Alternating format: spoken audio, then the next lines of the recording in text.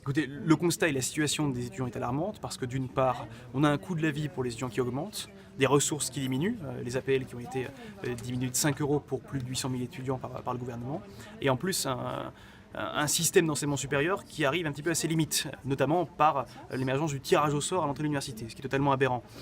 Donc on a une accumulation de sujets qui font que la tension est grande, la rentrée est compliquée. 6 000 jeunes pour l'instant n'ont pas d'affectation, 6 000 jeunes ont potentiellement une vie gâchée parce qu'ils n'ont pas eu l'occasion d'avoir leur choix respecté par la plateforme APB.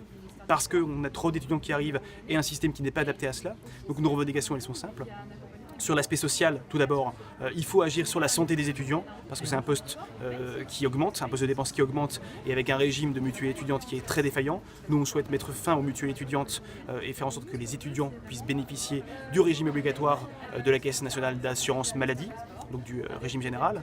D'autre part, on souhaite qu'ils puissent accéder au logement autonome, et c'est pas en coupant les APL qu'on va permettre aux étudiants d'avoir accès au logement autonome. C'est le premier vecteur d'autonomie, mais c'est surtout... C'est le premier vecteur d'autonomie, mais c'est surtout la première dépense pour les étudiants. Et c'est parfois une condition pour réussir ou pour trouver derrière un emploi. Donc c'est extrêmement important que le gouvernement mette en place des dispositifs qui permettent aux étudiants de trouver un logement pas cher à proximité des campus. Sur les premières mesures, justement, sur les premières annonces du plan étudiant, vous dites que vous êtes plutôt content, vous attendez de voir sur quoi vous êtes d'accord et qu'est-ce qui manque à votre avis? On est d'accord parce qu'après les annonces étaient assez floues, donc on peut y mettre un petit peu ce qu'on veut. Sauf que la ministre a parlé justement de possibilité de mettre un terme au régime de sécurité sociale tel qu'il existe aujourd'hui et tel qu'il met en péril aujourd'hui la santé des étudiants. C'est une bonne chose, encore faut-il le concrétiser, mais c'est une bonne chose. Elle a parlé également de construire du logement étudiant. C'est la seule manière, en construisant, de réduire le prix du loyer, parce qu'il y a plus de demandes que d'offres. Donc construire, c'est une bonne chose, mais on a vu que c'est pas suffisant. Donc il faut aussi encadrer les loyers, parce que les petites surfaces qu'occupent les étudiants subissent une grande inflation, et l'encadrement des loyers, on l'a vu à Lille et à Paris, permet de résorber un petit peu cette inflation. Et enfin, je pense qu'un des points les plus importants, c'est qu'elle a parlé de réforme des aides sociales. Elle a parlé d'aide globale d'autonomie. Ça tombe bien, la FAGE, elle est pour une aide globale d'indépendance. Une réforme globale des aides sociales où on fusionnerait bourses et APL en linéarisant un petit peu ces montants pour les rendre plus justes. Mais Vous surtout, dites que le système d'aide sociale est injuste, c'est-à-dire... alors oui, profondément, parce que les bourses aujourd'hui fonctionnent en échelon. Il y a un effet de seuil entre les échelons, on peut sauter de l'un à l'autre, et parfois ça correspond à un gap assez important. On a aussi la demi-part fiscale, qui est une aide étudiante qui est profondément injuste, parce qu'elle profite le plus à ceux qui en ont le moins besoin. Et donc il y a une nécessité aujourd'hui d'aider les classes moyennes. Parce que les classes moyennes qui ne peuvent pas toucher les bourses et pour qui la demi-part fiscale ne représente pas grand-chose, c'est elles qui pâtissent le plus de notre système qui n'est pas assez égal. Donc il faut simplifier tout le système. Ce qu'on prône, c'est un choc de simplification. C'est justement fusionner toutes ces aides et rajouter d'ailleurs 1,4 milliard d'investissements qui correspondrait à la suppression pure et dure de la demi-part fiscale. Cette aide globale indépendance, elle serait selon les revenus des parents, des étudiants, elle serait de quel montant à votre avis dans l'idéal? Alors, comme elle regrouperait à la fois des APL et des bourses, il s'agit non seulement effectivement de prendre en compte le revenu des parents, mais pas seulement.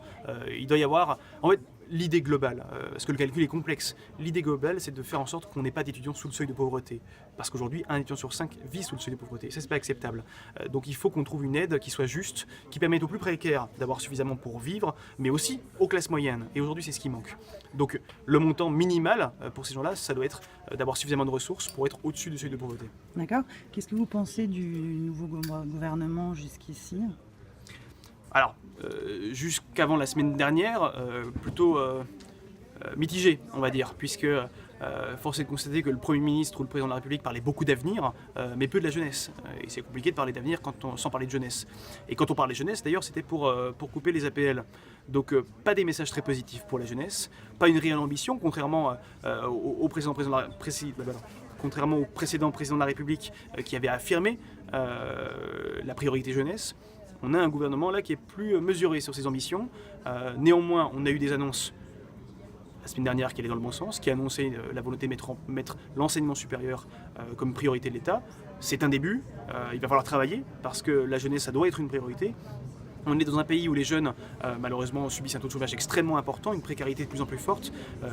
On ne peut pas construire un avenir meilleur si notre jeunesse n'a pas les moyens d'étudier ou n'a pas les moyens de vivre décemment. C'est pas possible. Donc, plutôt mitigé pour l'instant, néanmoins j'espère que ça va aller en s'améliorant et en tout cas on sera là pour aider le gouvernement à prendre ses responsabilités et à faire en sorte de faire de la jeunesse une priorité parce que c'est indispensable. D'accord. Qu'est-ce que vous répondez à ceux qui disent que la suppression des mutuelles, ce sera un cadeau que le gouvernement ferait à la FAGE? Je leur réponds que ce sera un cadeau fait pour les étudiants, puisqu'aujourd'hui 33% des étudiants renoncent à leurs soins, faute de moyens financiers notamment.